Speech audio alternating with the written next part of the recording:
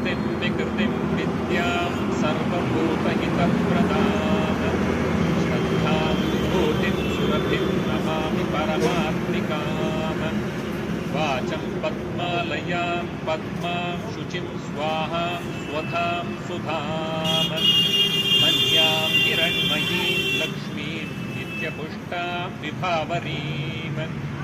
अदितिं च दितिं दीप्तां वसुधां वसुधारिणीं नमामि कमलां कान्तां क्षमां क्षीरोदसम्भवाम्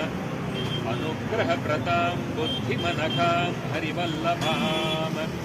अशोकामृतां दीप्तां लोकशोकविनाशिनीम् नमामि धर्मनिलयां करुणां लोकमातरम् पद्मप्रियां पद्महस्तां पद्माक्षीं पद्मसुन्दरीम्